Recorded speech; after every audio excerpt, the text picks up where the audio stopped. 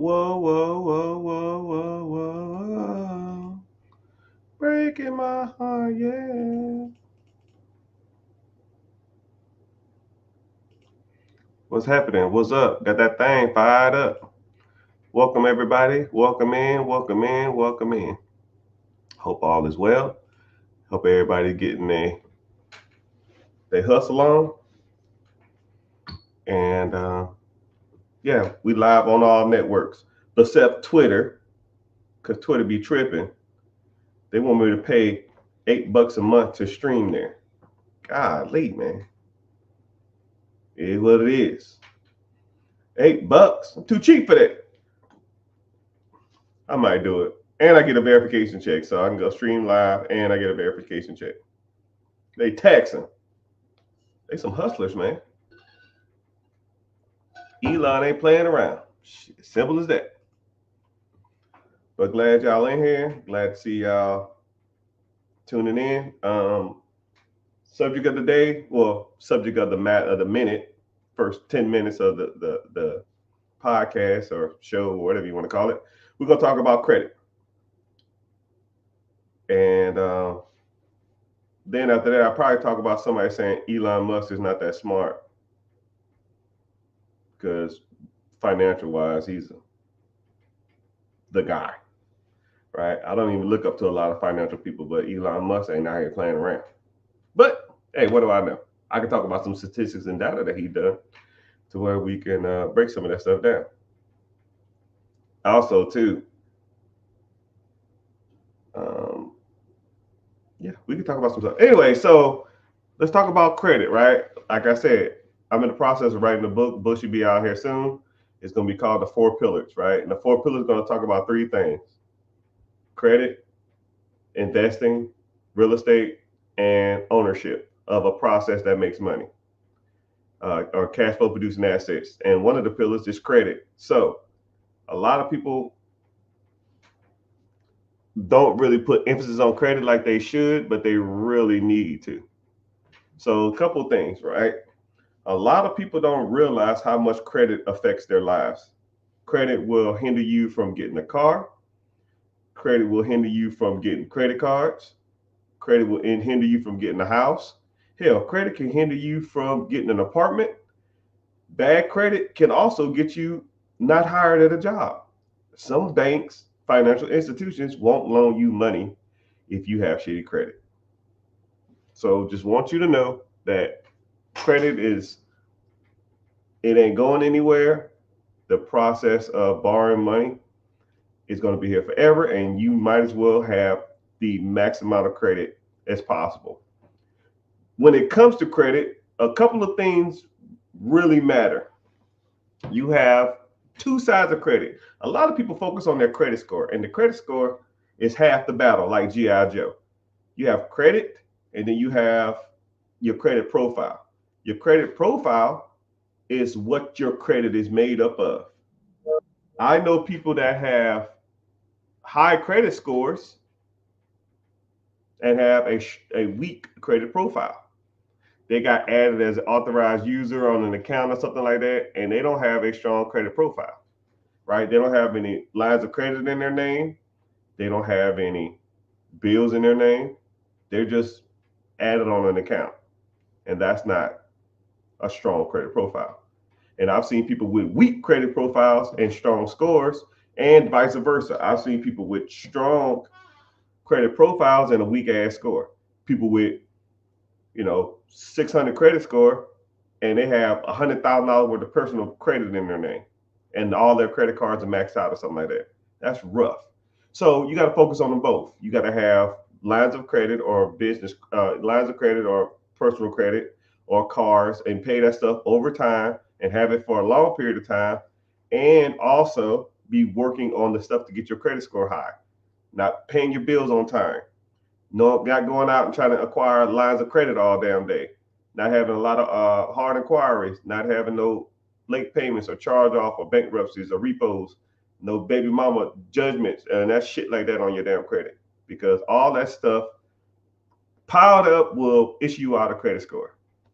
So one thing about me or I is that I offer credit repair services. I help people with their credit. First thing we're going to do is we're going to look at your credit profile, and or then we're going to look at your credit score.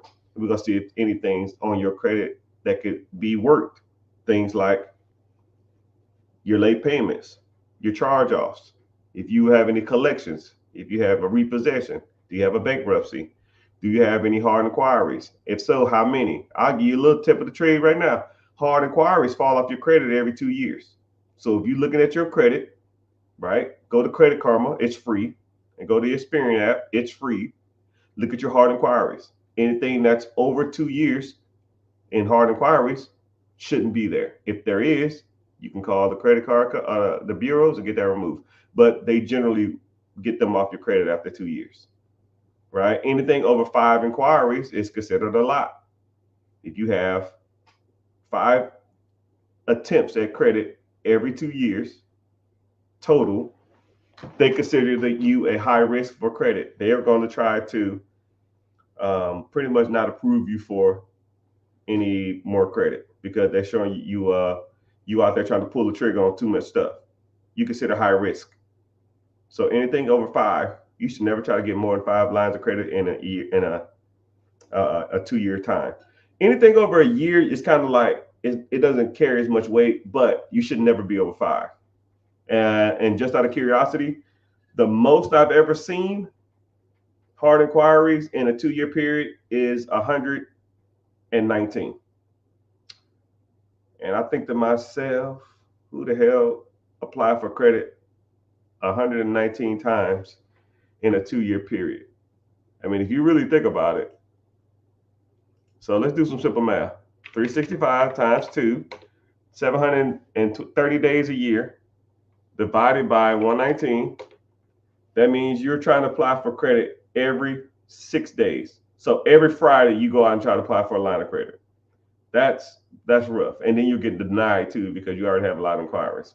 But I can tell you something too. I'll give you another little trick of the trade. What happens is, as soon as I saw that, the first thing I said is, how many cars have you bought in the last 2 years? And I'll say, before you answer, it's either got to be 2, 3, or 4. And they'll say, oh, yeah, I got 3 cars this last 2 years. And I say, yeah, I can tell. I said, well, how do you know that? I said, because there's a right way and a wrong way to buy a car. I'll even put you on some more game, right? I'm giving y'all sauce today. Hope you're getting some value from this. Never get financed at the dealership, because the dealership job is to sell your loan to a lender. And the best, the one that gives you the best interest rate is the one they're going to go with, and they're going to get kickback from that. So for example, let's say you want to go out there and buy a 2001 Hellcat. I don't know, y'all love Hellcats for some damn reason. Say you want to buy a 2001 Hellcat, which I know they didn't make Hellcats 2001. That's a joke. But let's say it's a 30 ball, a 30 piece nugget, 30,000 wow. So the car's 30,000. You say, hey, I got a finance department. I'm going to see if I can get you financed. Is that okay with you? Okay, cool. They're going to put your information into a system, and it's going to shoot out to multiple banks: Bank of America, Truist, PNG, PNC, all these different banks, right? Boom, boom, boom, boom. It's going to shop out to 15 different loan companies, and then they're going to pull your credit. Ping pong, ding bong, ching dong, ming ding ding. Go to all these different places, and now you have 15 hard inquiries on your credit in one day. And then they're going to come back and they say, yo, I can finance them at 6 months for 6.5. I can finance them 60 months for 5.2, whatever. Well, and all they're going to do is, cool, I'll take your offer. And if they get you to sign that contract, then that company pays the dealership a fee, couple $100, $200, because you finance through them. And that's why they use those companies. It's almost like a kickback, even though that's kind of illegal at times, but people do it.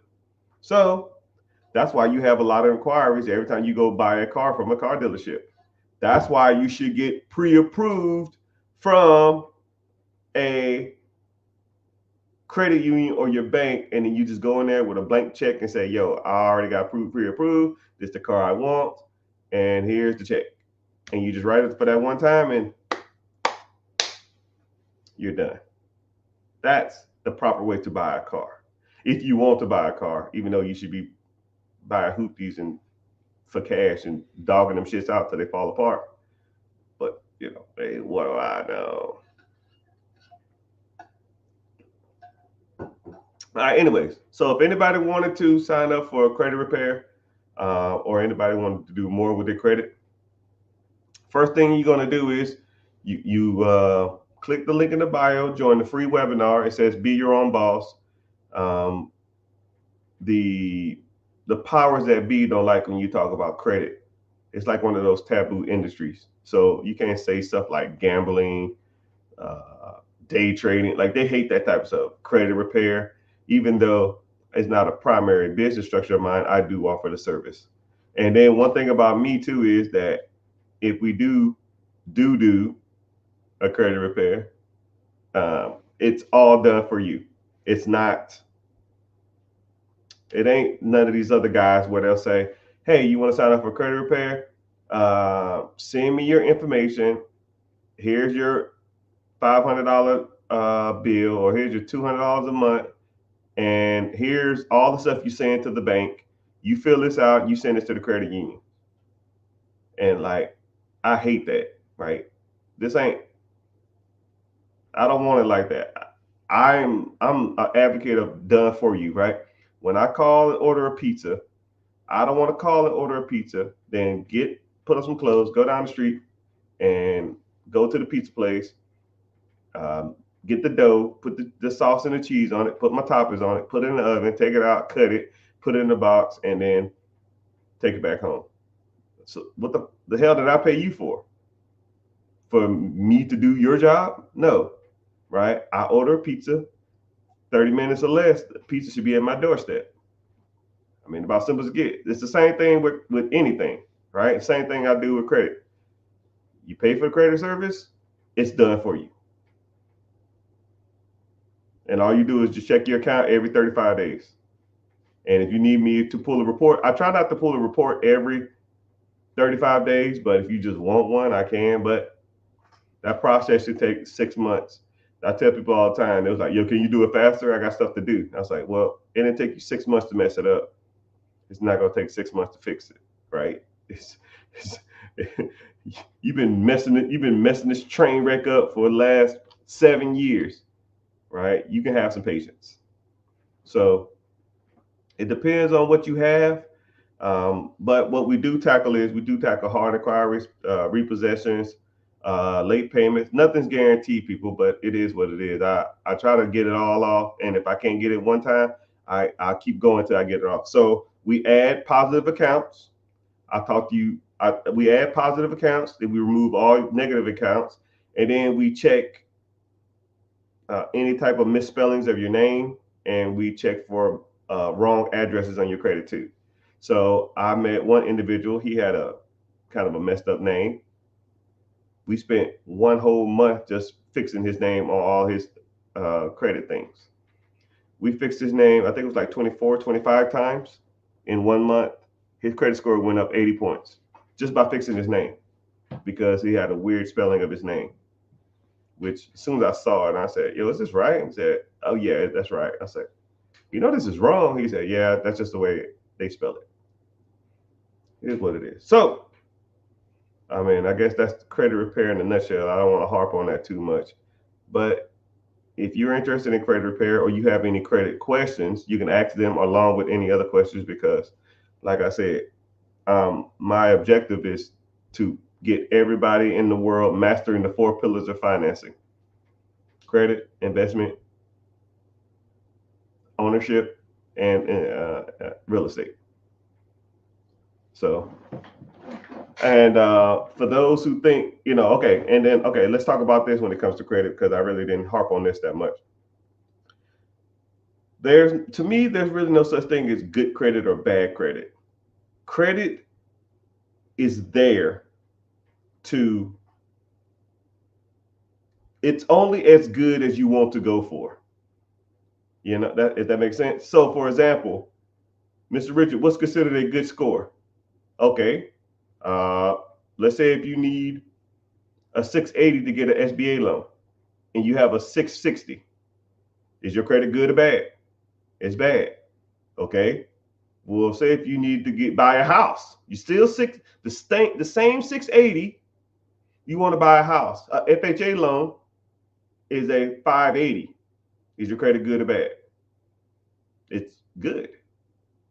So is there such thing as good or bad? It's only contingent or subjective on the application you want to get. It's like saying, is this person ugly or not? I don't know. Who are you trying to talk to? If you try to talk to someone like, I don't know, Jennifer Lopez, then she might say you're ugly. But if you try to talk to someone like Lizzo, she might think you're attractive, right? It depends on who you ask. It's the same thing with credit.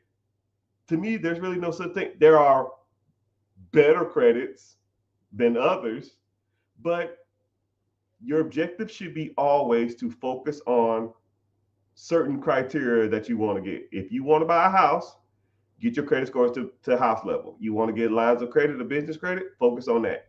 You want to get investment properties, focus on that. You want to get a VA loan, focus on that. You want to get business SBA money, focus on that.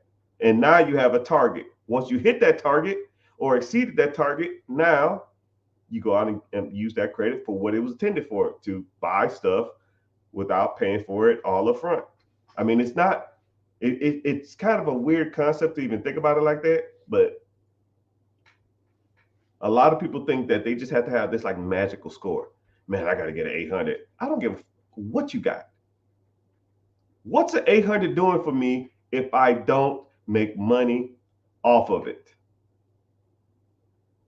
Yo, Mr. Rich, I got an 845. Don't care. How much lines of credit do you have in your business name? Well, none. So what's the fucking point? Don't care.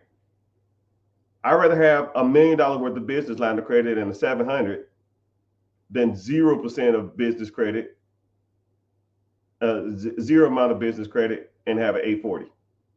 Don't care.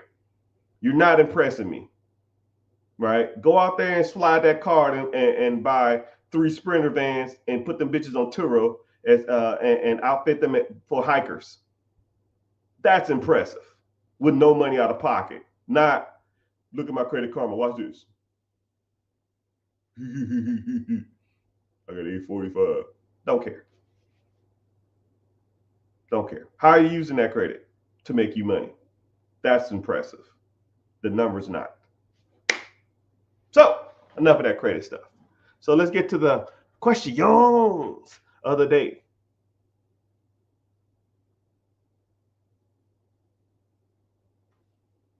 So somebody's commenting a whole bunch of Elon Musk stuff.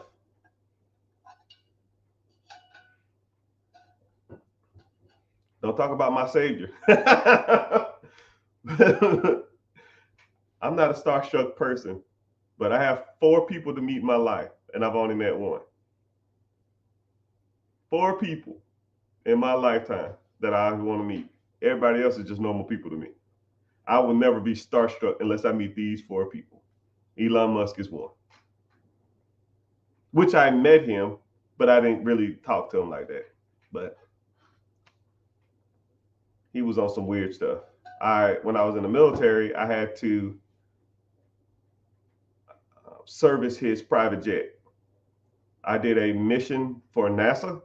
I helped launch the first SpaceX mission, and then as the shuttle was launching, we had to service Air Force One and Elon Musk plane. They was parking on the same tarmac. So I was out there. I met him for like 2 seconds. A quick nod, and he just kept walking. He's taller than I thought, and he walks weird. But that's another story.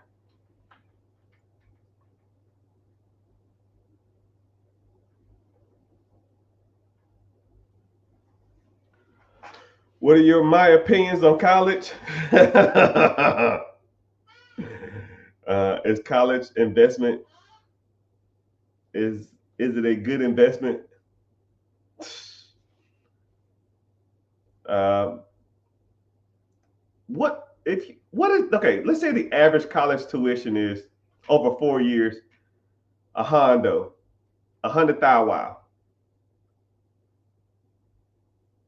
If you go to college for something specific and that's what you want to do, I can see it. But to go $100,000 in debt to do something that's probably going to pay you $60,000.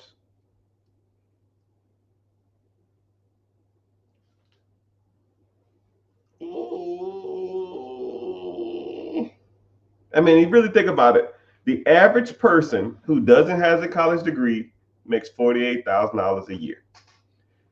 Now, what is it? I think it's 44,000. I'm gonna have to fact check myself. I don't want to say the wrong thing. Average income for a non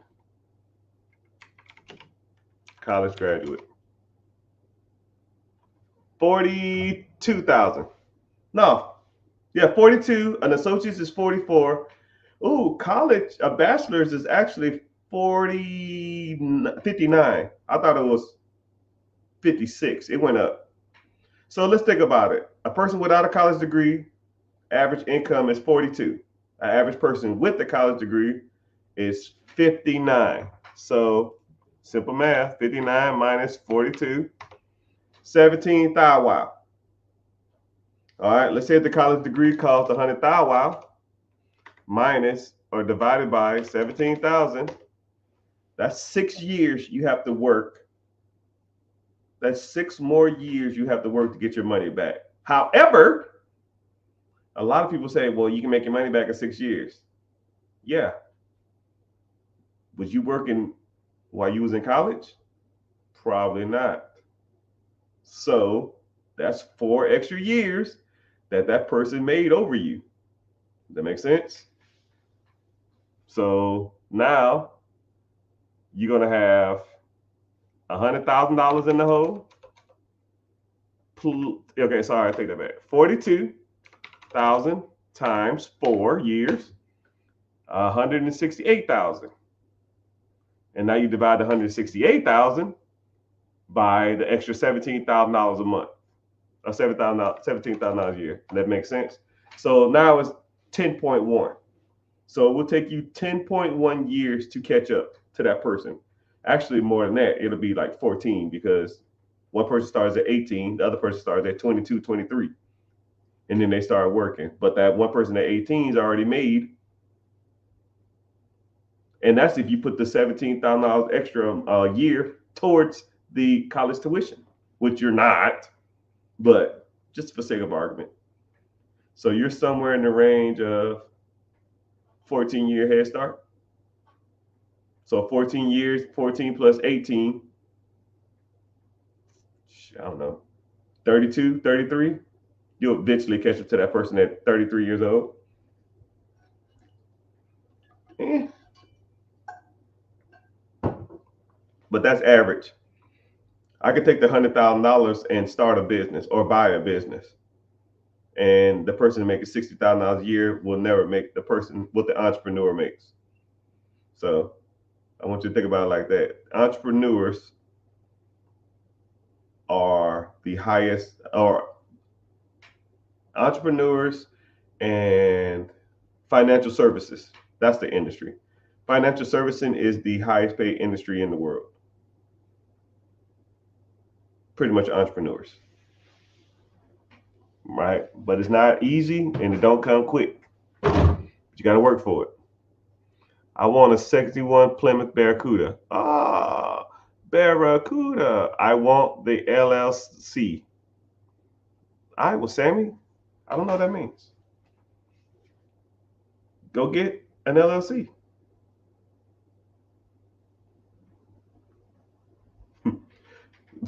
Someone said I look like Rick Ross. What's crazy is, man, like I don't even see it. I'm way better looking than that dude. And I'm not trying to like diss on him or anything. There is no way in hell I resemble Rick Ross. It's just the beard, and we're both dark skinned. And he talks slow. It's the biggest thing I ever seen. Bigger than everybody, you know. Is something wrong with you, man?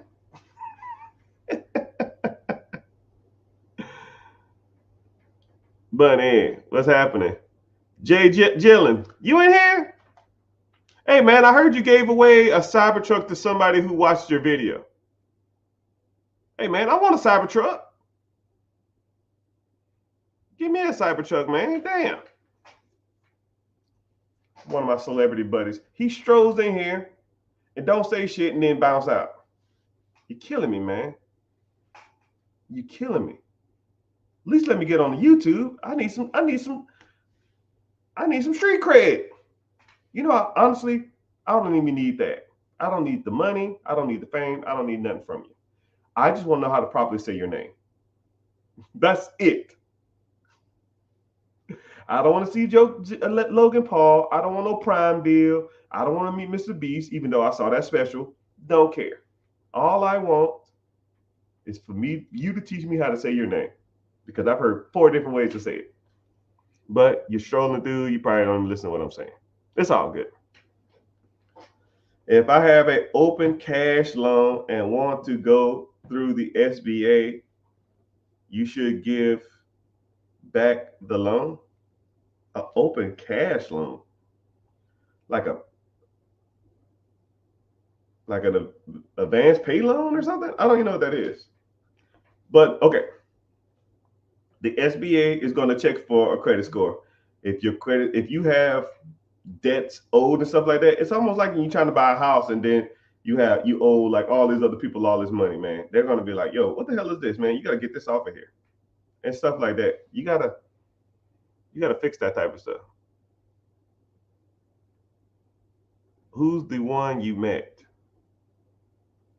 Oh yeah, it was Elon Musk. So 4 people I want to meet. I met Elon Musk, but I want to meet him. Not like what up? Kept walking. I want to meet Obama. LeBron James, a huge LeBron James fan. I wanted to meet Kobe Bryant, but he passed away though. And I don't know. The last one kind of varies from people to people at times, but probably just Barack Obama and maybe Jay-Z. Maybe, but I'm not really worried about that. I really don't care about Beyonce that much either. But I just think it'd be kind of cool to meet Obama. But I've met every president. I met Trump. I met Biden. I met Trump like 7 times. He was kind of standoffish, right? And I'm unbiased too. I don't care either way. Love him or hate him, I don't care. I'm real big on like being personable to people, especially people who are like in service to you. You know what I mean? Like if I've been standing out here for 3 hours waiting for you to come to service your aircraft, and you don't even like, hey, thanks, or any of that shit, nothing. It was just the most acknowledgement I've ever gotten from him was this. Kept on walking. What the fuck? I was saying I had 3 hours in this hot ass sun waiting for that. AC Slater, what's happening?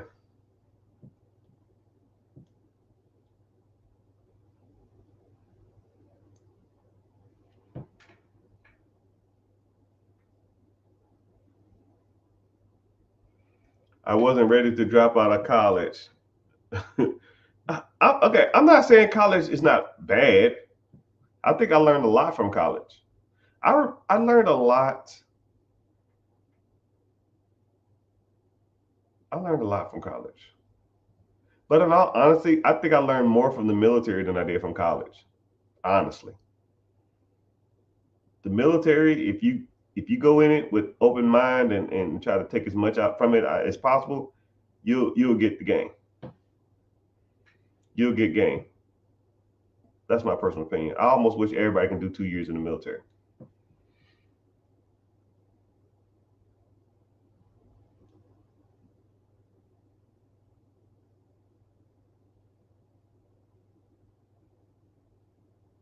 Hey, is my mic working? I'm gonna show it down. Can you hear me? Can you hear me? Can you hear me?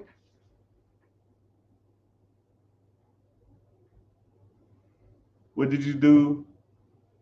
Learn in the military? Shit, everything. I learned a lot. You know, the best thing I can honestly say, the best thing I learned in the military is I got forced to be a military training instructor, a TI or MTI or whatever the hell you want to call it. And you have to go to what's called uh, not buds,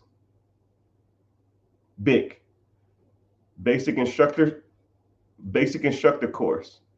And what they do is they teach you how to talk, which you talk your whole life, but you don't, the way y'all talk, you don't realize how bad you sound until you are taught how to talk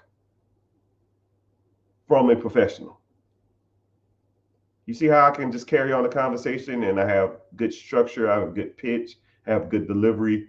That stuff, it's a learned skill. And I didn't know anything about it. So I'll give you a great thing. Teach you how to yell at students. Yes and no, but there's ways to do things. And when you yell, you don't really try to like hurt your vocal cords, right? There's ways to do stuff. I'll give you a great example of something that I learned in military. Right, I'm gonna put y'all on some public speaking game. One is called verbal distractors. Everybody has them. Some people have them more than others. A verbal distractor is any random word in a sentence that didn't need to be there, but you constantly repeat it.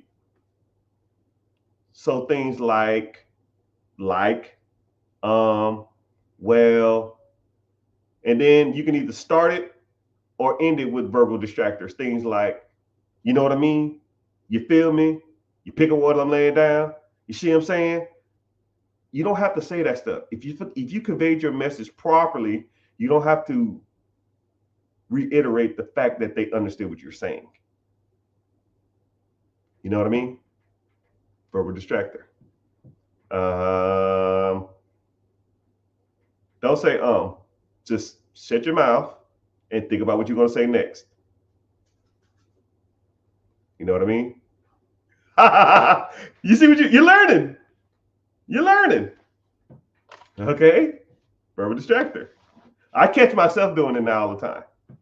But if you watch a lot of people public speak, they'll give you some, man, they'll talk about so much stuff and they will talk about, I watch, we have to watch public speakers in the class and we'll watch their verbal distractors and we'll go through and wait for their pauses. You got about 5 seconds to start talking. And then you continue your message without saying words like a It's a learned skill. You just got to do it. See what I'm saying? You feel me? You pick up what I'm laying down?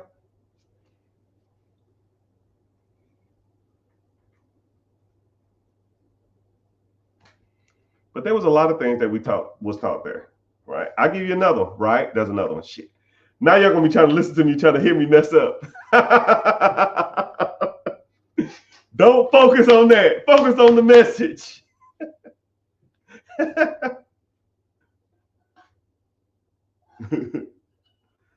Are you cool with Tyler Perry Madea fan?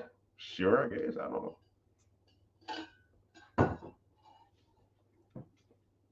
Also, too, we talked about pitch. We talked about delivery. We talked about hand placements.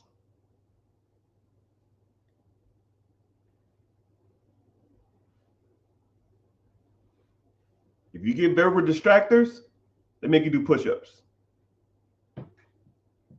And then what we do is we record you. We record you, then we watch it back in front of everybody. 3-minute speech. So the first speech they give you an impromptu speech about yourself. 3 minutes.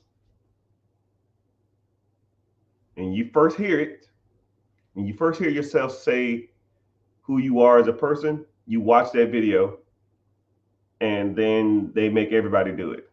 And then they get to teaching. After about a week, you watch that same video again. You're like, what the? This wasn't even me. Oh, yeah, it was, buddy. You was bad. Know what I mean? Verbal distractors. You will hear yourself. Once you turn once you turn it on, that you hear yourself saying it, you will never say it again. Well, I say it all the time, but I don't care. It ain't like y'all checking for me, but I'm the best of the best of the best, sir. And just like also too, pacing the room, pacing back and forth, look at people in the eyes when you talk to them. And something else we do is we talk the triangle of speech. So you look at someone in the front, you look down at the left corner, then you walk left and look at them in the right corner. And then you work your way in the middle. 2, 3. 1, 2, 3.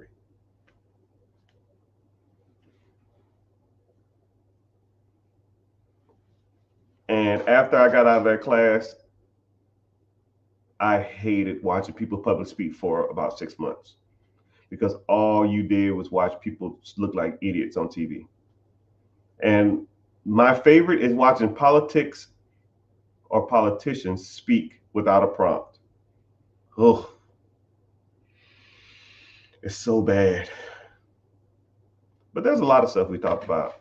I'm not going to go super detailed into it, but that was one of my favorite military lessons. And how to sleep anywhere.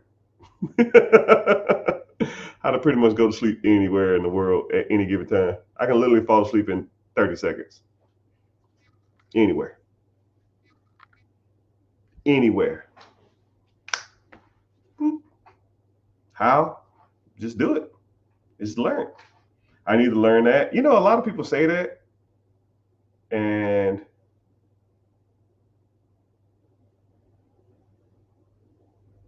I don't know. I don't know.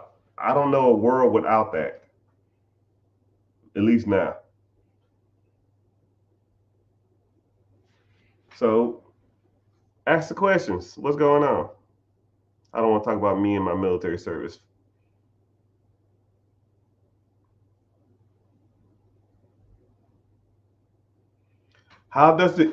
Someone asked, how does the SBA prove that you have income? Great question.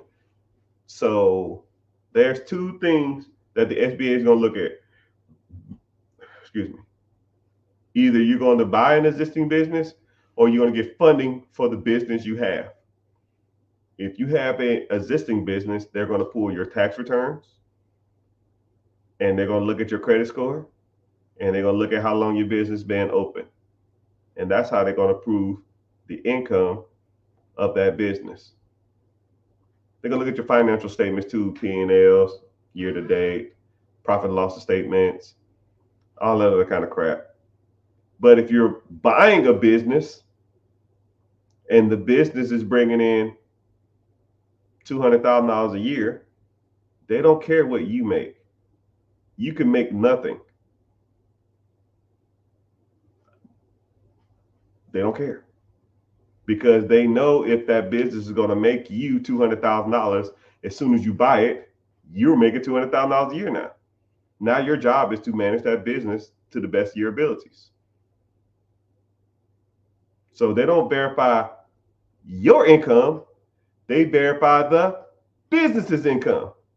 So when they verify the business's income, then they'll go through the business's financial records, business tax returns, business P&L statements or whatever, and then they'll base that loan off of what that business brings in. But the way I teach my students or anybody in my mentorship or on a one-on-one or a consultation or anything, whatever you want to do, I teach them to make to where the SBA gets money, the money that you bought, the money that you borrowed receives a payback, and then you get a check as well. It's like the trifecta of debt servicing. Once you understand that concept,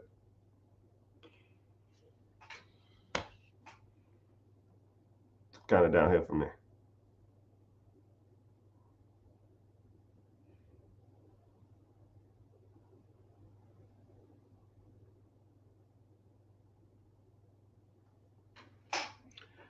Someone said business credit or personal credit. I don't even know what that means, but I'll answer that question to the best of my ability.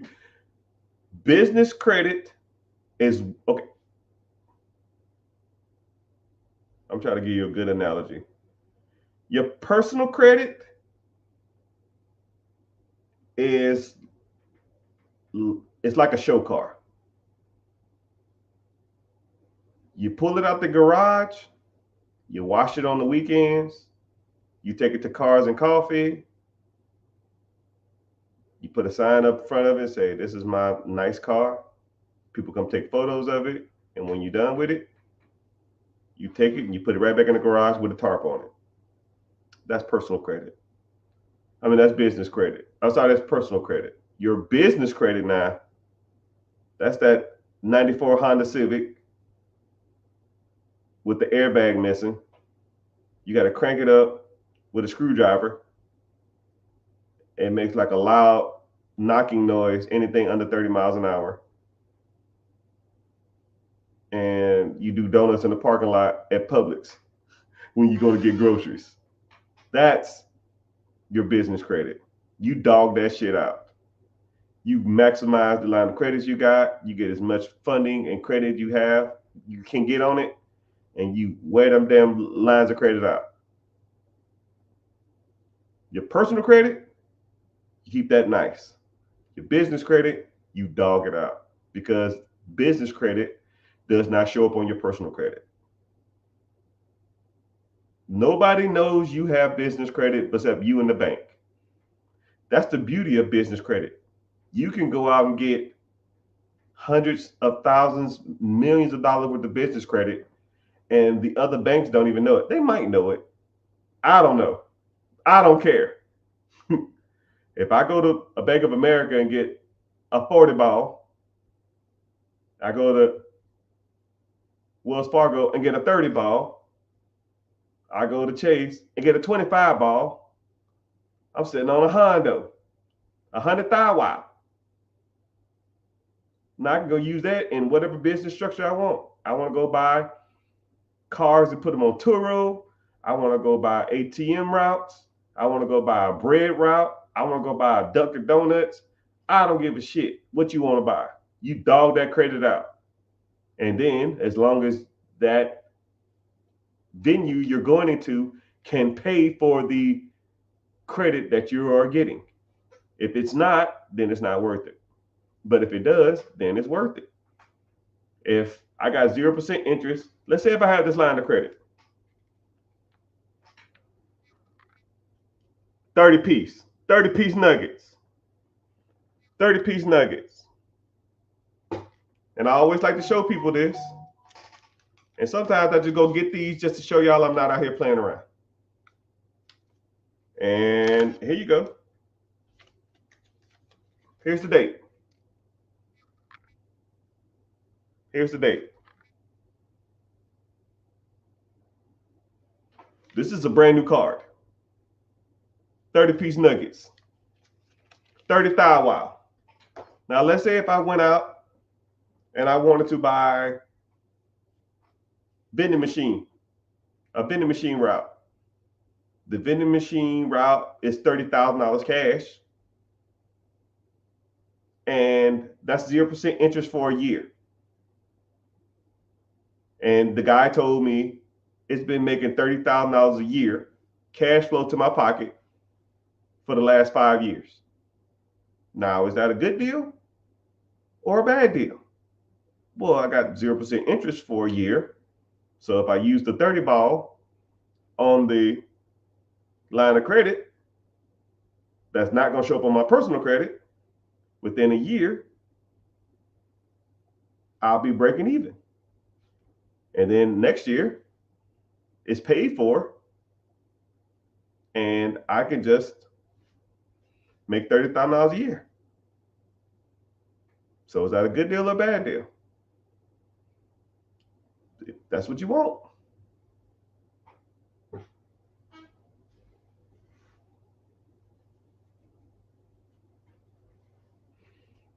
Somebody said,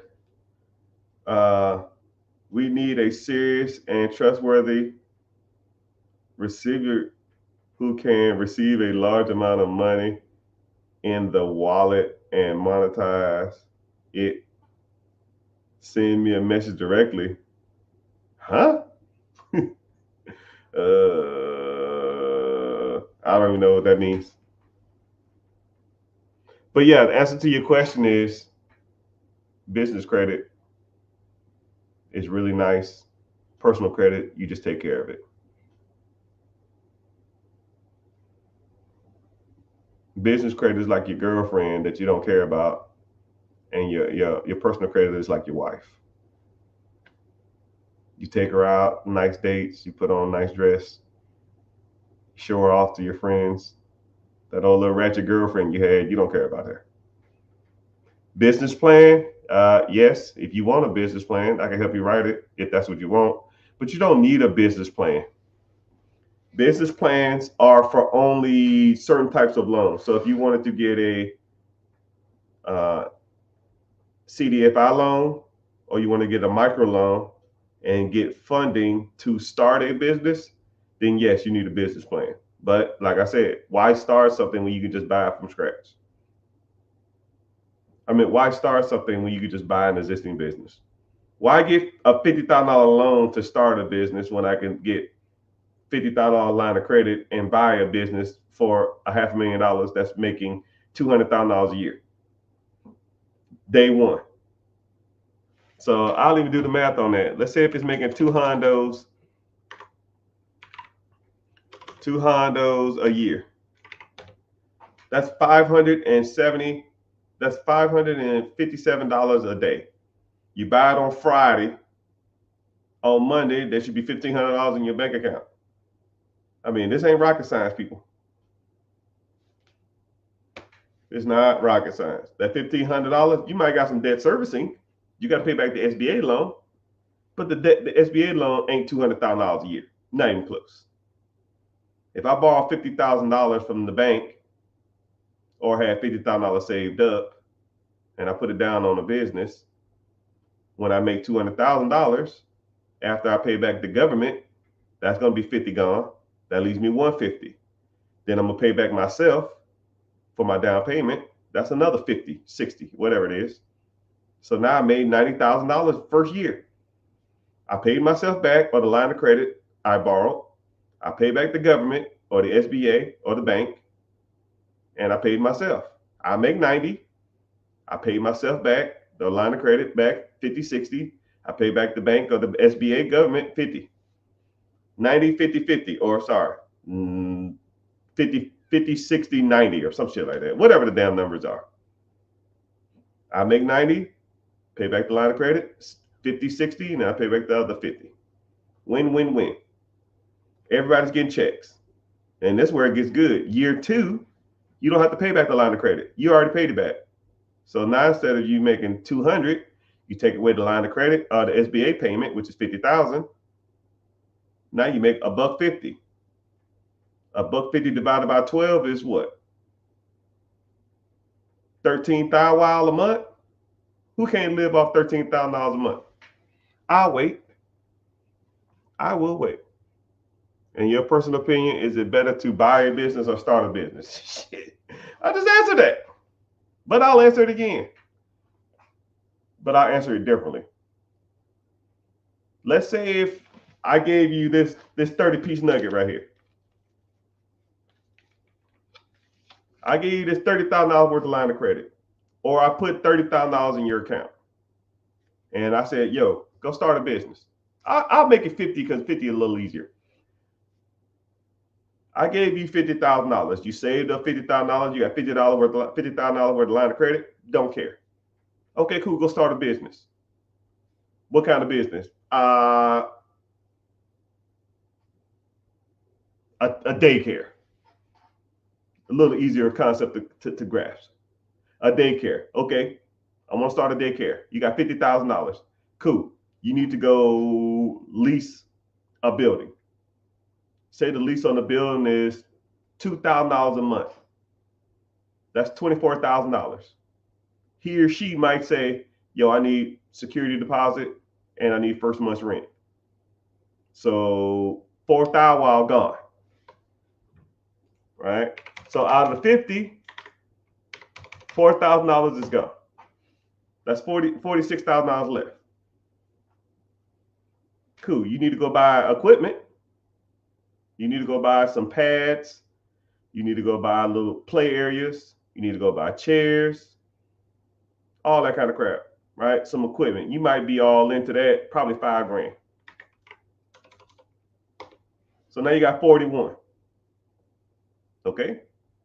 So now then you need probably a point of sale system. You're not going to be sliding no damn Cash App on no damn business. You need a point of sale system. You need to get some cash registers, some reoccurring payments. You need a vendor to run that process, right? That might be a couple grand for the year.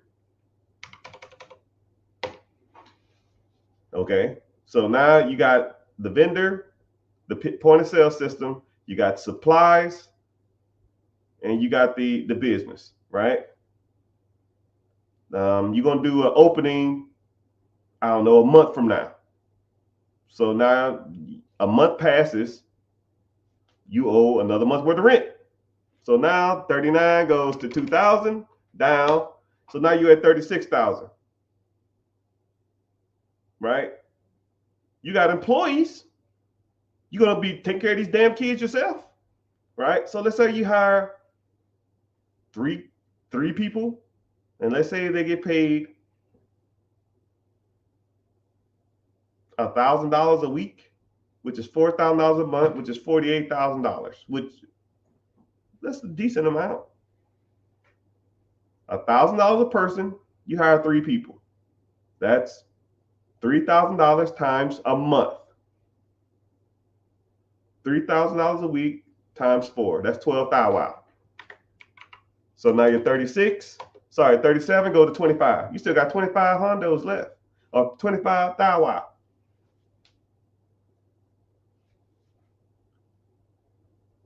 Are kids showing up there?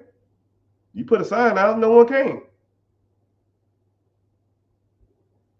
Oh, you got to market. I got to run Facebook ads.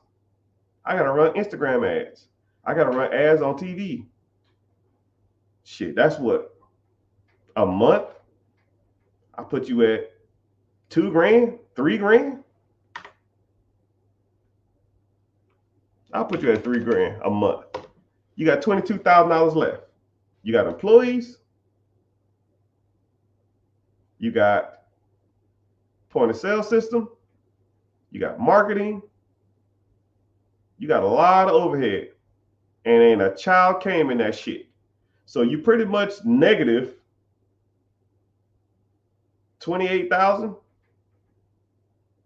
You're negative $28,000. And you're on month 2 and you damn near ain't got no kids in there. And what's crazy is You borrowed a line of credit from the bank. You made a payment on that, right? You made a payment. Let's say it's $500 a month. You 2 months in. That's another thou wow. You got electricity in this place? Another $500 a month.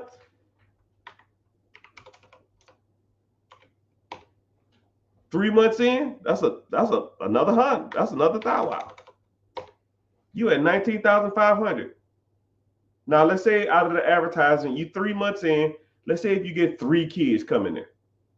3 kids, you're charging them $150 a month. That's $450. 450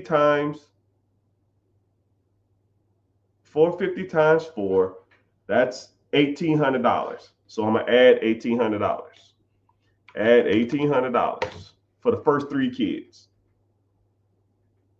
Wow. Now that credit card payment coming up again, negative $500.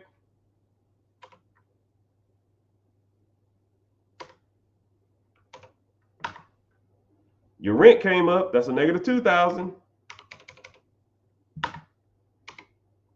Water, cable, electricity came up, that's another $500. Your payroll came up, that's another $4,000. You got $12,000 left on this line of credit. At this pace, in 3 months, you will be broke. You 4 months into starting a daycare with $30,000, $50,000 worth of line of credit. You have a break even, right? And it's probably somewhere in the range of to cover your kids, to cover, I ain't even talking about snacks and all other kind of shit. I ain't even got to that stuff, right? We ain't even talking about food, right? But let's say your break even is 15 kids. It's going to take you at least 6 months to get to that point. But you're going to be broke. You damn near got $12,000 left on month 3 because you're starting a business from scratch. And I want to put this in my name. I want to take pride in this. No, that shit don't work, man. But now let's take a daycare that you buy. Same concept, you just buy it existing. The daycare costs $500,000. It produces $200,000 a year in income to you. You put $50,000 down from this line of credit, it makes $200,000 a year.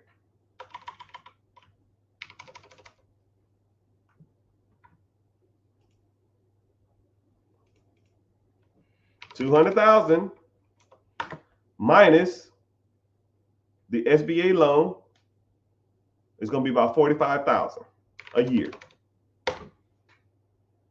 Now you at $155,000 a year. You're going to pay back the line of credit, right? That's another $55,000, probably with some interest or some shit. That's $100 piece. Now year 1, you make $100,000. Or you divide $100,000 by 365.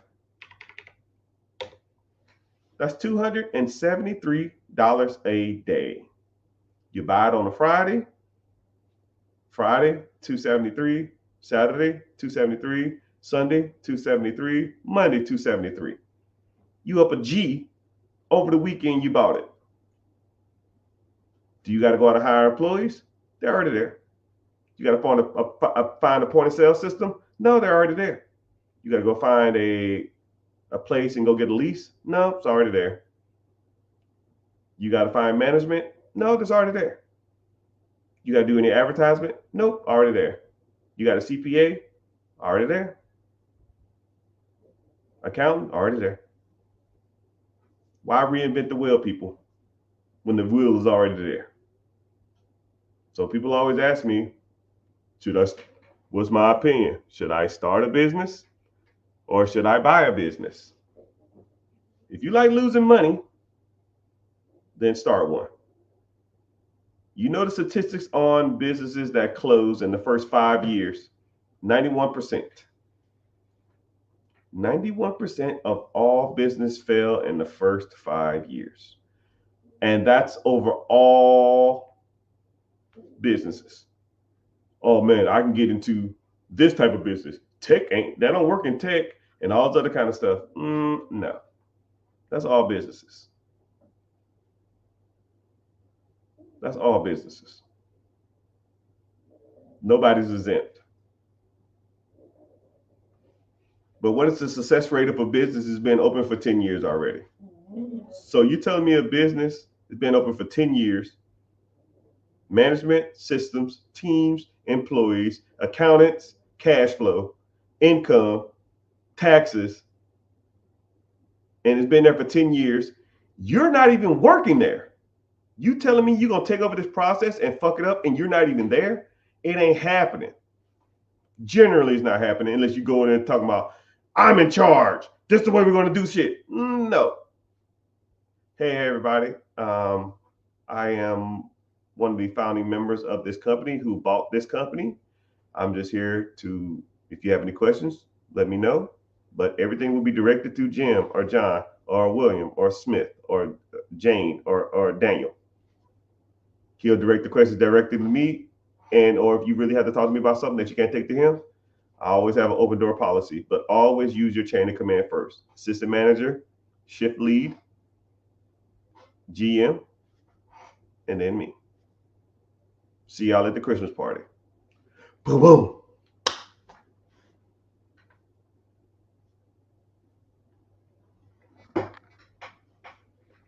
Someone said, can felons buy or use SBA loans? Felons can't use any government programs. It's kind of crazy how that works. Felons can't use any federal programs. However, he said, can you buy an existing business? Yeah. You can still buy businesses. You can't use the government to buy businesses.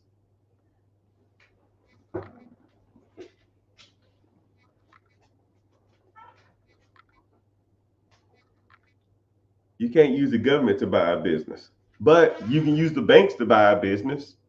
The only difference between the SBA and the banks is the amount down.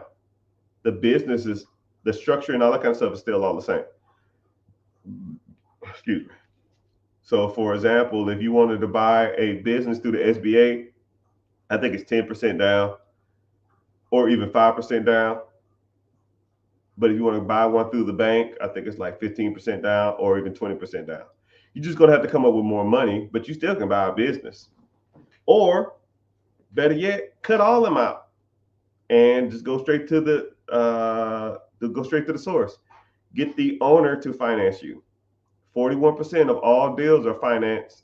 All 41% of all business deals, business acquisitions are financed through owner financing.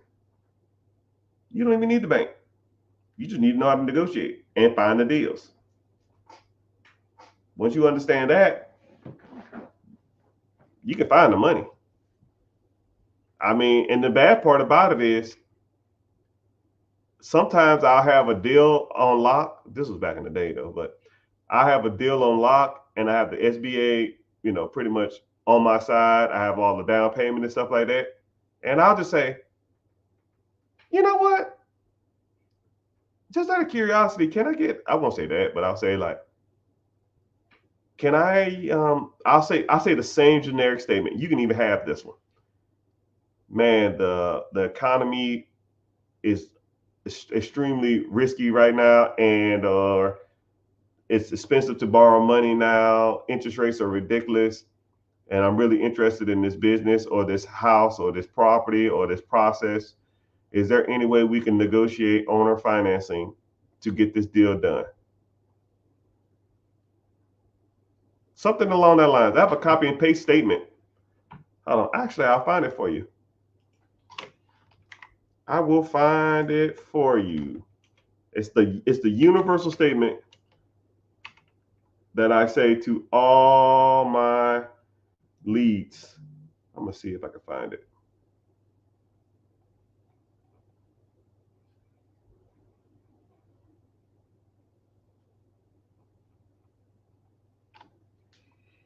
my luck, I won't be able to find it. But it goes along the lines of, I'm really interested in this deal. Um, Money is really expensive right now, and at the current interest rates, I don't know if this will financially make sense. However, if you're open to like owner financing on terms that me and you can agree to, um, then hopefully we can make something happen or something to that extent. I've negotiated more owner financing deals with this same stupid ass line than you could probably freaking imagine. I, you'd be surprised, man. And better yet, I'm like, damn, all you got to do is ask. The worst they can say is no. What are they gonna do? Be mad at you for asking you to finance their deal? No. Come on, where's it at?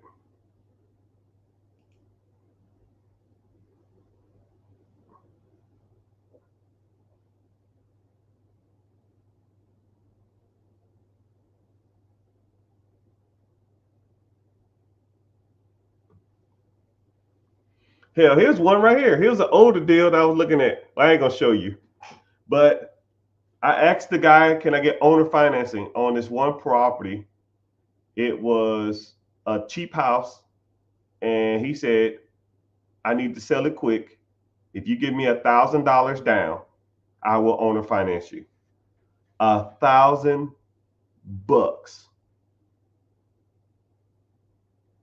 $1,000. You know what? Screw it. I'll show you. I'm not gonna show too much. Owner financing available with $1,000 down. With owner financing with only $1,000 down.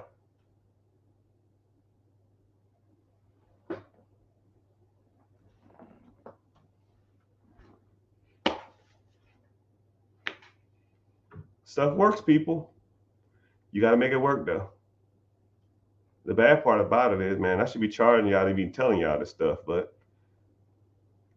at the end of the day, I am about like value and trying to get people to get out their comfort zone and let people know that this stuff does work. If you want to learn more about this stuff, click the link in the bio and join the free class. I got a free class coming up here soon.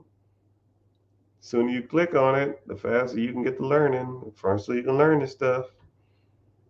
I don't know what subject we're going to talk about this Friday when we meet, but generally it's a good one. And we focus on the 4 pillars, and I hold you accountable too. And I give you homework.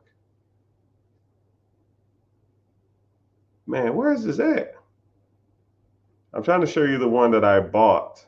It's this is old though. I probably won't find it.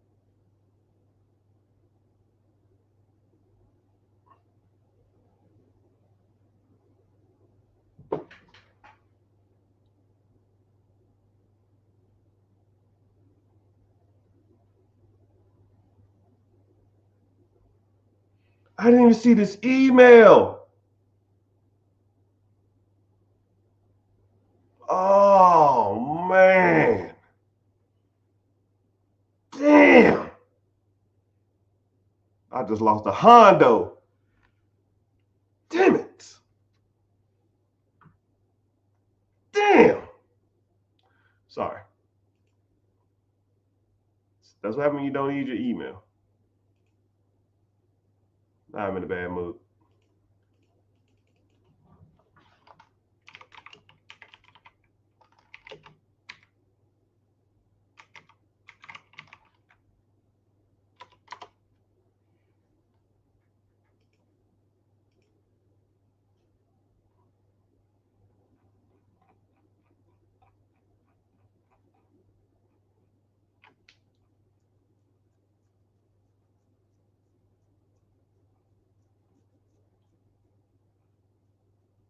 Come on, where's this deal at, man?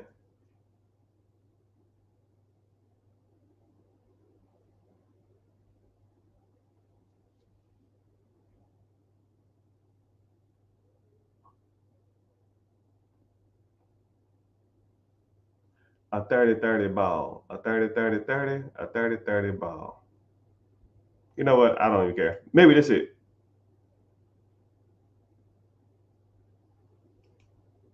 Maybe that's it. You got about 10 more seconds, Mr. Rich. Then I'm out. 8.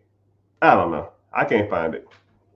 I was just trying to find anything that I forgot the statement that I used. I used to have it copied and paste in an area, but I don't even know where to look for it.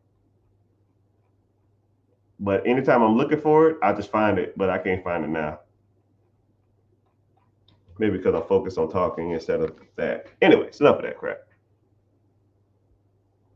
Can you turn a property primary into investment property? Can you turn your primary residence to an investment property?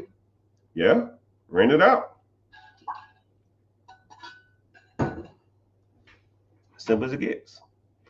Thank you everybody for checking in. I see y'all on YouTube. I see y'all on Twitch. Who the hell be watching from Twitch? Be some random person.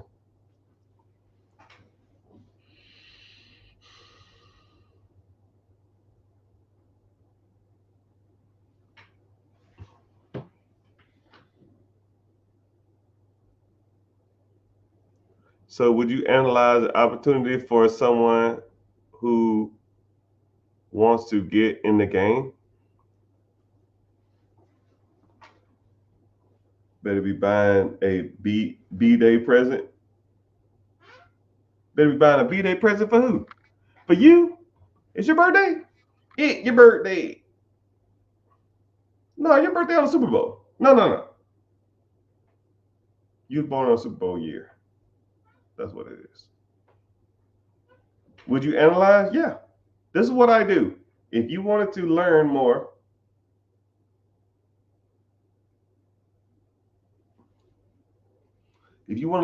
click the link in the bio, join the free class. And what happens is we meet, and if you want to move forward, I teach you how to find deals, negotiate deals, buy deals, fund deals, all of it. But it's not easy. I'm not going to say it is easy. I'm not going to sugarcoat it. Because it is work. You got to put in the work, man. You got to put in the work. Nothing comes to anybody who sits on their hands. Damn, I can't believe I lost that deal. Man, I almost want to message them and say, it's still available. That shit's gone. Gone. Crap.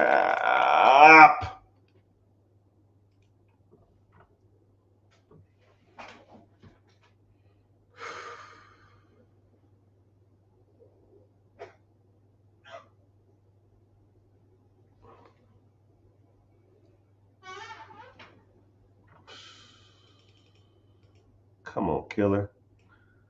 What the fuck?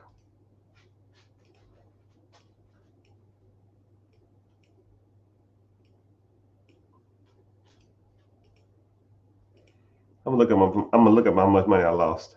All right.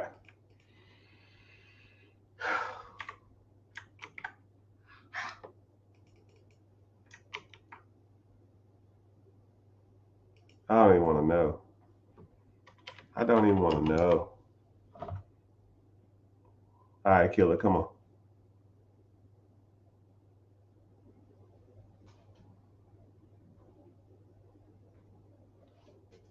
Okay. Not as bad as I thought. Not as bad as I thought. I'm sorry. I was working. I'm working. I'm not gonna stay on too much longer. I got God dang. People. Ah! It ain't my day today. I can't get a break.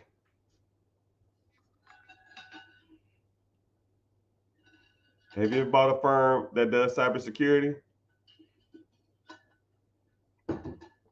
IT's not my thing. People, you know what's crazy about IT? People who own IT businesses think their businesses walk on water. And I hate that. I hate the idea of people that think their businesses, it's like people, I'm not trying to talk ill or bad about people, but you ever met somebody who had a kid and the kid wasn't that cute, but the people whose kid that is, they think that kid looks better than they think they are, or they have a badass kid and think the kid's nice, but the kid's bad as hell. It's the same thing. I generally IT businesses are like that from my personal experience. Not all of them, but it's like a person that thinks they're, or I wouldn't say a kid.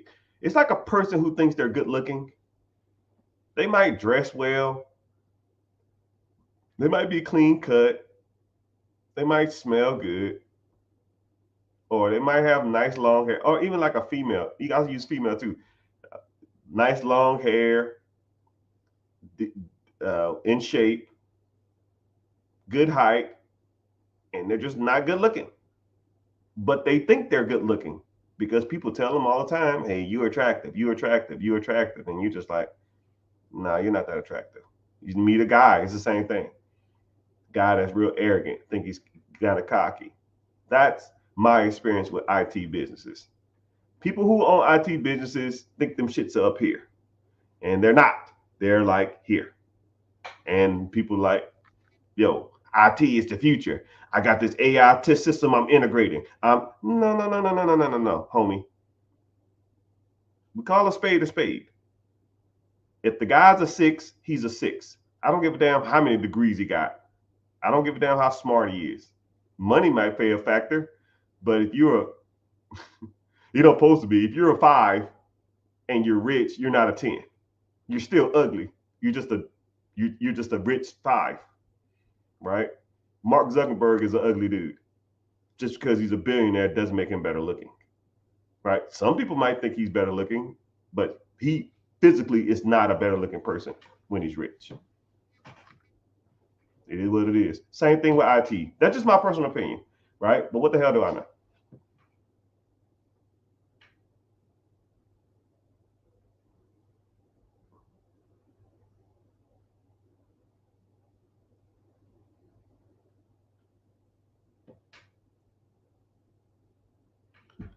And doing Louis. We Louis. Okay, I'm gonna give you a big overview, a synopsis of what's going on. There's an individual. I'm not gonna say his name, even though I already said it 3 times. Who is coming in? I think he's coming into a large sum of money, and he is trying to his damnness not to pay capital gains tax on that money. And he comes in here and he like rewords the same question over and over and over and over and over and over again. Okay. I get it, man. I get it. You don't want to get hit with a 30-piece nugget on them taxes. That capital gains tax, let's say this individual, let's say this individual inherited some money, inherited a property. Let's say he inherited an apartment complex from his great grandfather. The great grandfather and left it to him, and he wants to sell it for $5 million. You're gonna have to pay capital gains tax on that $5 million at 28-30% capital gains tax. That's a 1.5 million. And he wants to know the best ways to not pay capital gains tax on it. And every time you come in here, I'll give you 8 different ways not to do it. But hey, you click the link in the bio, become a client. We can do whatever you want to do. We can set up a one-on-one and we can figure it out. But I think I've guided you enough in this journey, my brother. I put you on enough game to last you a lifetime. But that's if you sold it. But if you're in the process of selling it, then that's fine. You can refinance it and you don't have to pay capital gains tax. You don't pay taxes on debt. But I think I probably said that before. I like that. I like that. Michael Beasley. I like that. Where the money at? Is it better to buy a business? Yeah, I just answered that question. I don't want to run a business. So what do you want to do? You want to work? Pick your poison, man.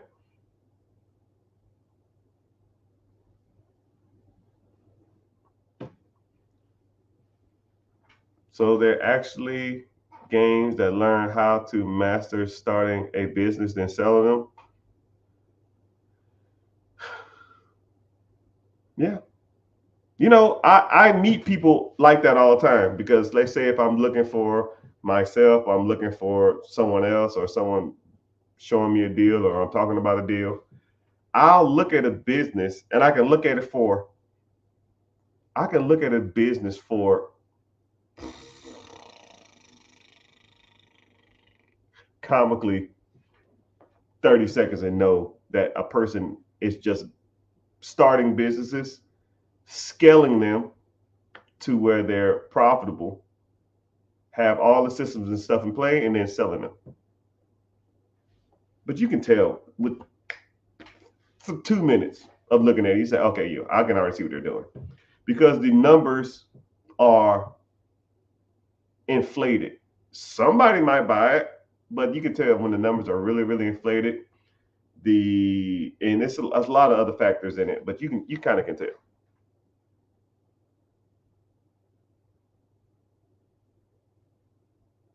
So what do I?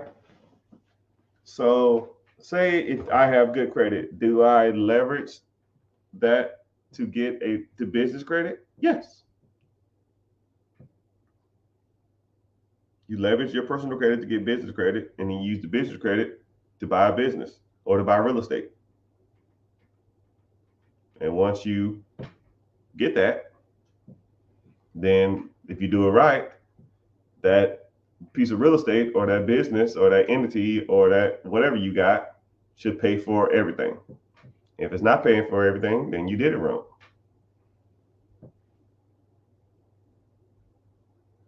But I have like 4 tools that anybody in the coaching program, they all get the tools. You plug in 3 numbers into this calculator, it gives you every number you need. And you say yes or no, just based off those 3 numbers. It already does it for you. And then a third number will pop up. You take that third number to the SBA, and you say, "Hey, SBA, this number is blank, blank, blank." They'll say, "Nope, we won't even approve that." So you're not wasting their time. You're not wasting my time. You're not wasting your time. But those things are things you need to learn.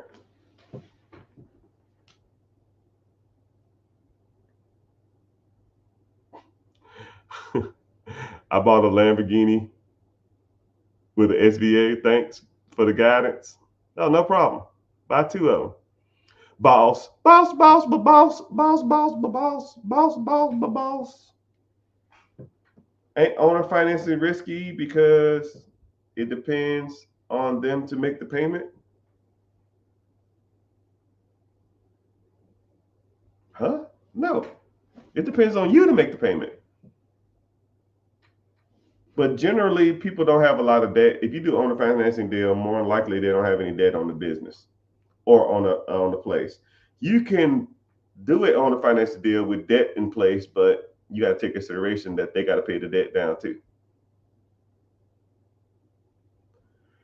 Or you got to get another loan to pay off their debt after a certain amount of time. But there's a few ways you can do it. To me, it's easier to negotiate a piece of property than a business deal with owner financing when debt's in place. But they both had their ups and downs. Boss, what's happening? I'm glad you're here.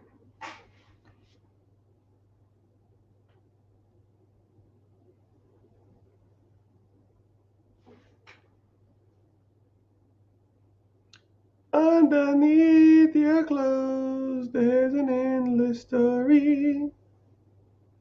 My time bird, what's happening? What's with your opinion on that? I don't know what you said, man. Now I gotta stroll up, see what you're talking about. Underneath your clothes, there's an endless story.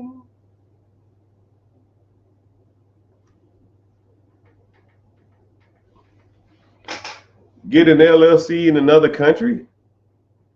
I don't know what that means. Why would you do that? You in America. I don't know how that works. I know the SBA, you have to be a United States citizen and or not a felon. If you're not a felon and or have a United States citizen, you can get an SBA. You need good credit and be a United States citizen to buy a business in America. Well, I don't even think you even need to.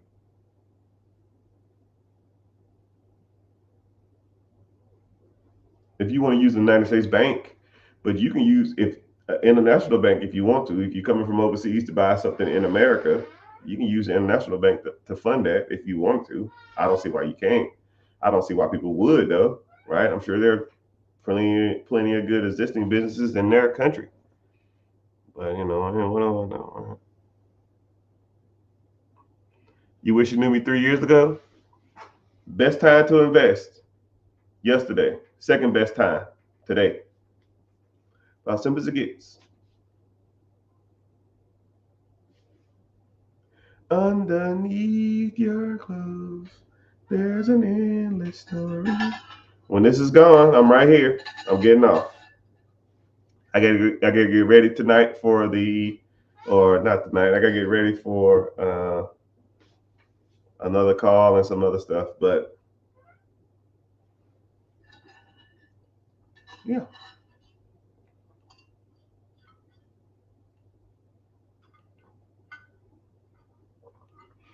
You know what's crazy is I was talking to a content creator.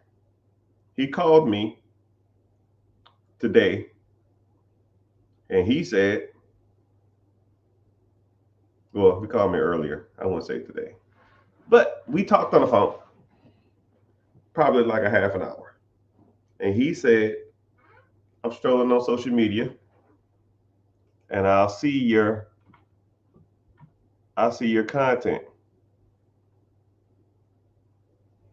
And I will listen to you speak for about, 20, 30 minutes. And I'll be like working on the garage or something, and I'll just put it on and listen to you talk.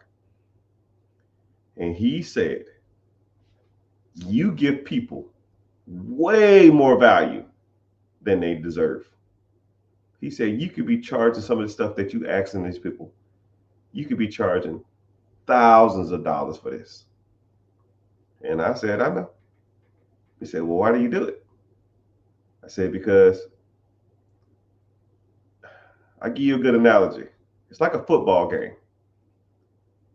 A person might be wanting to get an extra 2 yards, an extra 1 yard, an extra 3 yards.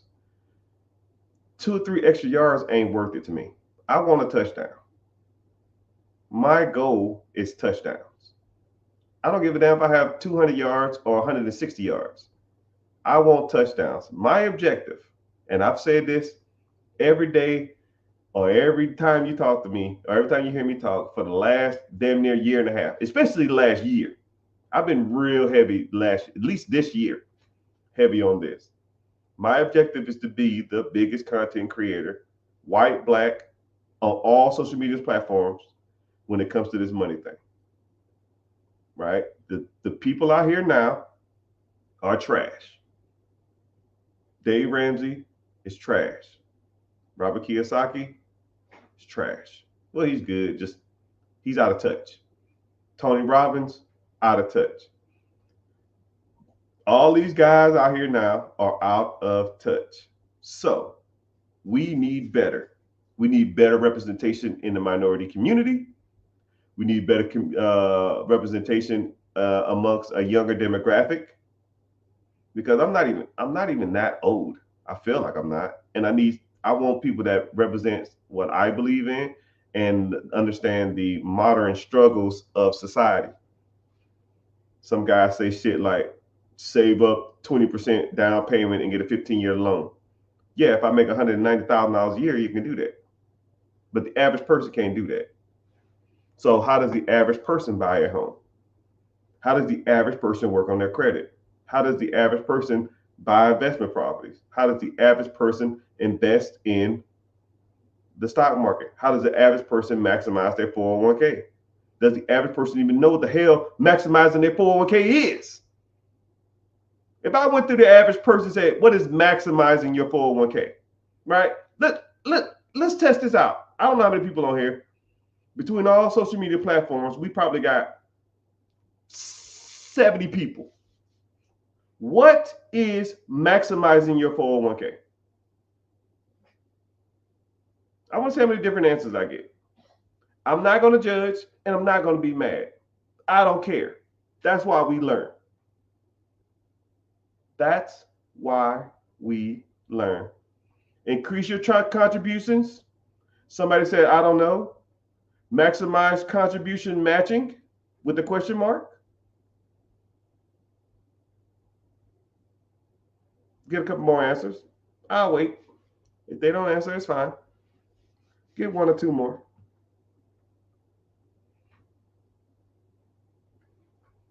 What does maximizing your 401k mean? Hell, I've met people that don't even know what a 401k is. One student of mine, I talk about him all the time, but I'm not going to say his name. He was supposed to enroll, he'd been at his job for 10 years. Never contributed to his 401k. And they did a 7% max. Put in the most you can to the max, someone said. Make you wait forever to get your money back. Make you wait forever to get your money back. Maximizing your 401k meaning, someone kind of hinted on it, means that whatever they contribute to your campaign or whatever they contribute to your 401k, you maximize the amount or potential you get back out of it. So if they do a 6% max, a 6% match, then you maximize that opportunity. You put 6% in there. So everybody on here, here's another piece of guidance that all y'all should do. Go to your human resource department at your job and you say, hey, I need to know everything I need to know about my 401k. And they'll say, okay, here you go. Here's a piece of paper. Yeah, fuck all this. How much y'all match? If you put in 6%, we'll give you 6% back. Cool, let's do that. You want to be aggressive or you want to be conservative or you want to be medium? I'm young, fuck it. Let it ride. Because if you think about it, if they match 6% of your paycheck, let's say if you make $100,000 a year, 100,000, 6% is $6,000. If you give them 6, they're going to match your 6. So now you at 12. 1 year, you got 12. $12,000. You put $1 in a bucket, and then you pull out $2. Now I don't know how many buckets you hang around, but it ain't too many that you can do that to. Everybody should be maximizing that shit. Even stuff like that. No one even talks about that. And that's not including, and that shit's in the stock market too. So now you can make 10% on the stock market. You can make 10% on that money on the stock market. Right? So now your $12,000 is going to make $1,200 from compounded interest. So now you up 13.2 in 1 year of a max contribution of a 401k. If you make $100,000 a year and you put 6% in. Thank you. You're welcome. Now you're an investor. And a lot of people say, yo, man, I can't, I'm going to have to wait to take my money out. You worry about the wrong thing, man. Let's say I need that.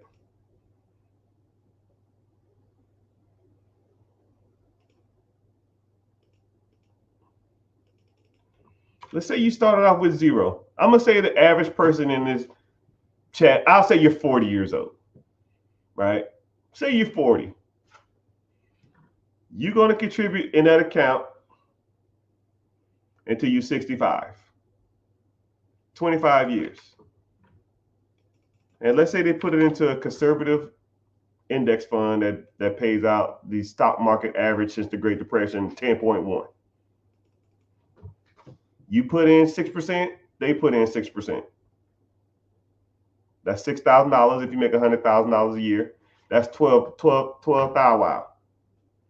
So you put in 12 thou wow total every year.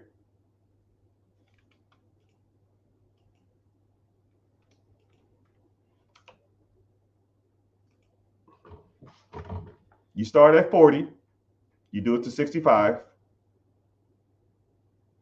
$1.1 million, actually $1.2 million.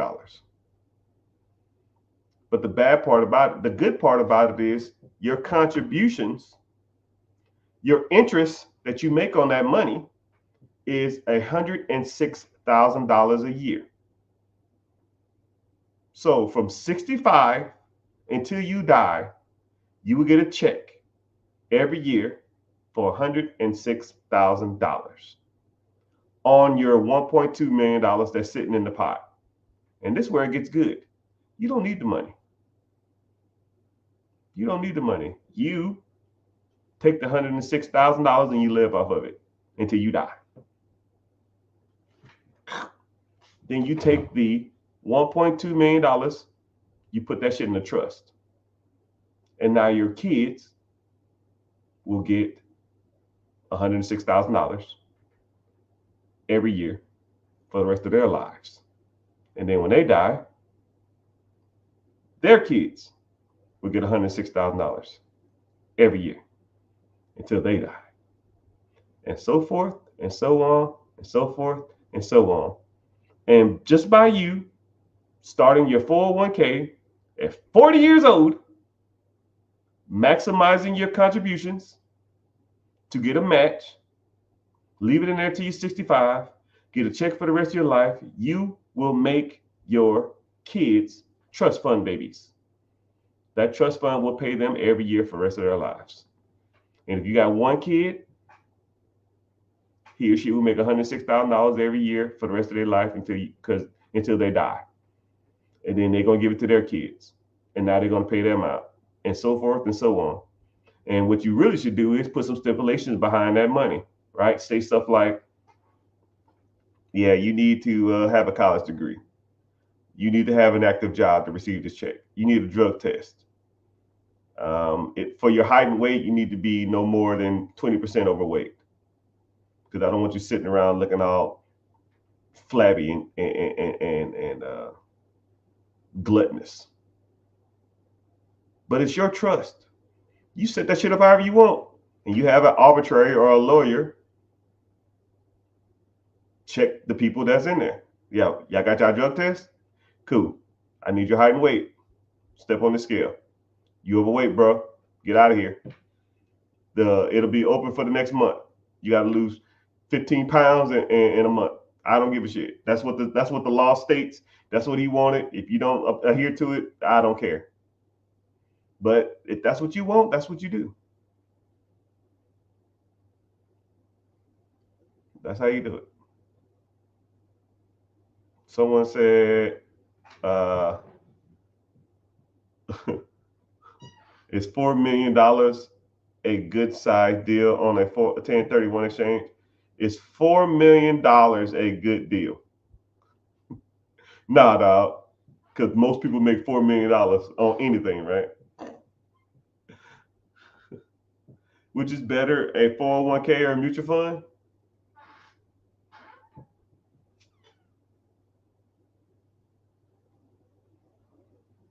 401k, you could take You can take mutual funds out without any penalties.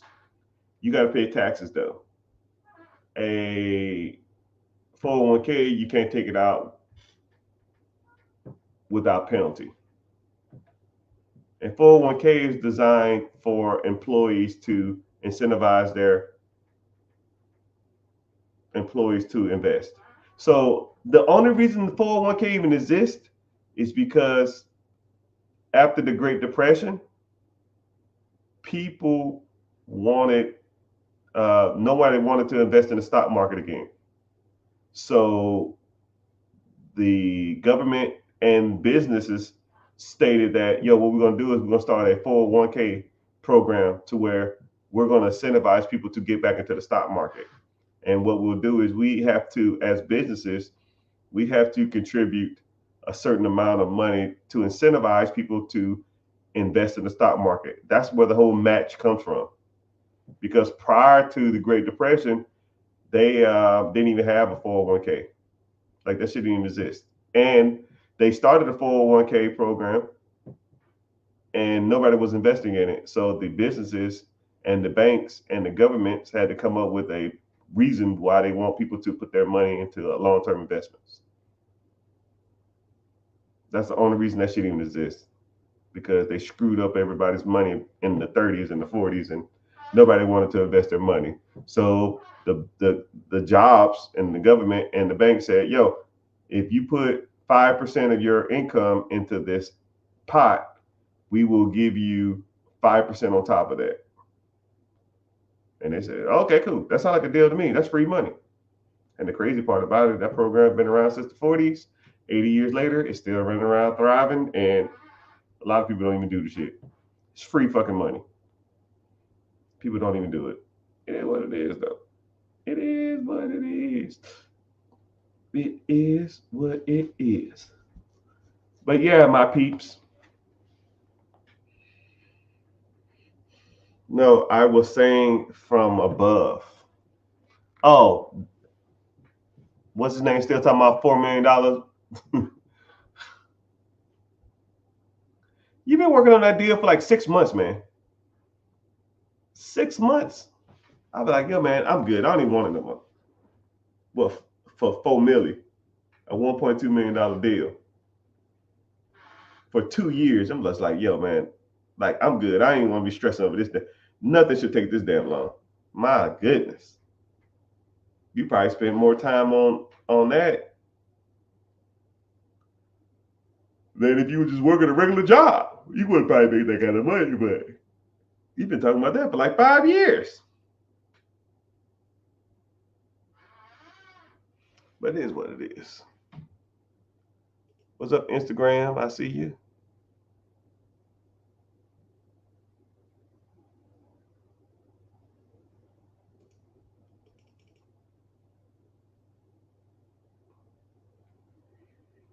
And I gotta make it. Don't ask me, $1 million baby. Don't ask. I ain't never represent, baby.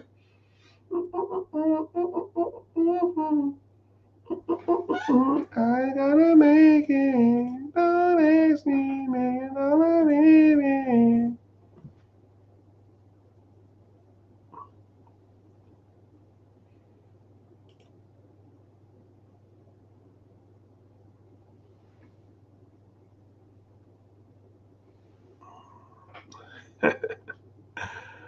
A dirty ball.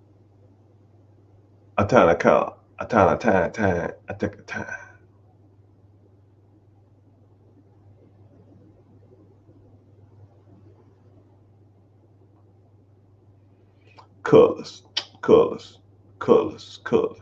Colors. I am a nightmare walking, psychopath talking.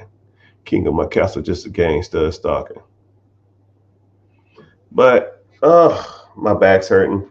I gotta use the bathroom, and even though it's so vulgar, but I gotta go do some things. But yes, we have a free class coming up. Should be Wednesday, 9 p.m. EST, Eastern Standard Time. So sign up for the free class, come through the webinar, say hey to your boy. And let's talk about money. Let's talk about finances. Let's talk about credit. Let's talk about business funding. Let's talk about real estate. Let's talk about it all, because you should be you should have a good understanding of all this stuff and how it works. And until you truly do, you won't have a good understanding on how this process works. And I'm not gonna say I'm the know all be all, but a lot of the stuff I talk about and a lot of stuff I teach and a lot of stuff we talk about will help you accomplish a lot of your financial goals. And I'm not gonna say it's gonna happen overnight. It's gonna take some time. It's gonna take some effort. It's gonna take some energy. It's gonna take some determination. But that's what we do. And I'm gonna hold you accountable, and I'm gonna give you homework. Do your dang homework, and I'm gonna get you done. I'll get you done. All right, one more question, and I gotta go. Um, Social media gets mad at me if I stay on more than 2 hours. So I just gotta do between 90 minutes and 2 hours. That's my sweet spot. So let's talk about mutual funds. All right. What about them? All right. So you have ETFs and you have mutual funds. ETFs is a way you can track generally the S&P 500. That means the top 500 stocks in America. You can track the top 50 companies in America. You can track the top 100 companies in America. You can track the top 250 companies in America. You can track all that type of stuff. But the S&P 500 is typically tracked on ETFs or index funds. Mutual funds are when a stock invests in a mutual type of market. So let's say if I wanted to invest in energy. So there's an energy mutual fund. It's a lot of energy companies. I always use a car company because it's a whole lot easier. Let's say if there was a mutual fund that invests in car companies. So they invest in Tesla, GMC, Volvo, whatever, right? Every Toyota, Honda, Nissan, right? And they have all these car companies in a collective want to invest in a car company, then you invest in a mutual fund car company because you get all the mutual fund, you get all of them in one. Then, if you wanted to invest in an ETF that tracks everything, then you just get a SP 500. It will have a portfolio manager. Yes, ETFs have the portfolio manager, and mutual funds has a portfolio manager, and the portfolio manager takes what's called an expense ratio. And a good expense ratio is anywhere from 0.3% to 0.8. Anything over a 1 point, anything over a percent to manage my money is not worth it. But sometimes the bigger mutual funds that produce the most amount of money is somewhere in the range of like 1.5, 1.25. They charge more money, but you get better results. So you're already negotiating from a what you call it perspective. It's like you already -1%. So if that mutual fund produces 15% and they charge a point and a half, now you make it 13.5, right? Is the 15% worth the point and a half? Sometimes it is, sometimes not. That's what you got to go through and do your research, right?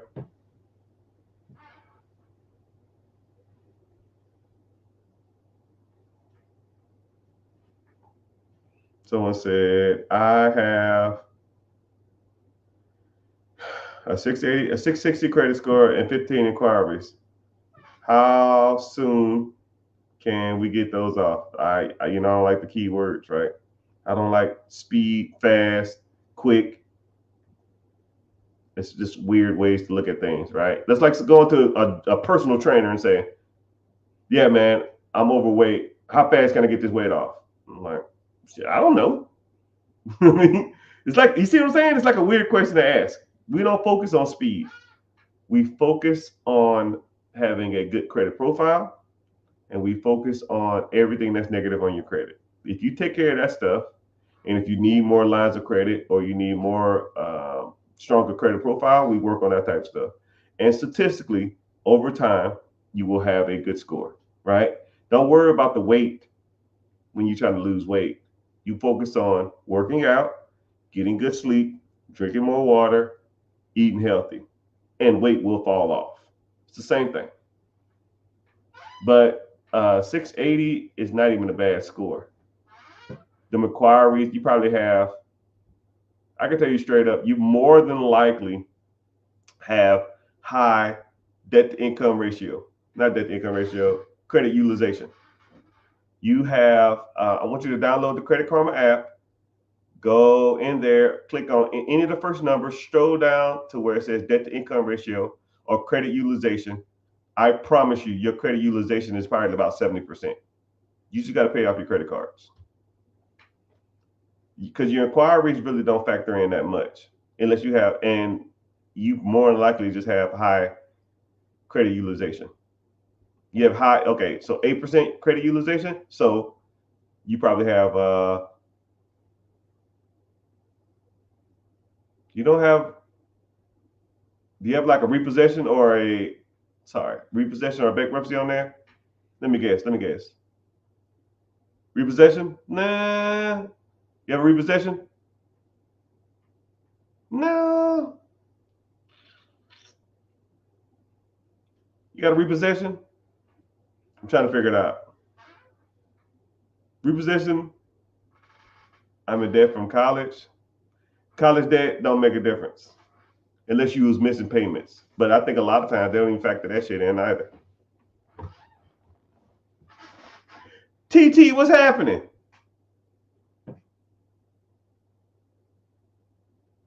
No repossessions or anything?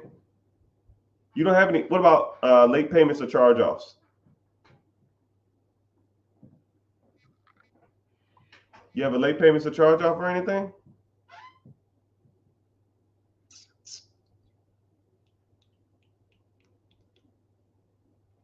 Late payments, you probably have some late payments. 8% utilization. There's something else on there. It ain't hard inquiries. 87% payment. There we go. Late payments. I knew it was on there. 87% co-sign for my family. Never do it. But 98% payment history means that you have a lot of late payments. And those late payments are probably on all three bureaus. You miss one payment, it goes to all three. So now you got three. You missed 4 late payments. You have 4 late payments. Now you have 12 because you have 4 on each bureau. So you got to dispute all 12. So now you have 14 hard inquiries, which anything over 5 makes your credit score drop because it shows you desperate for credit.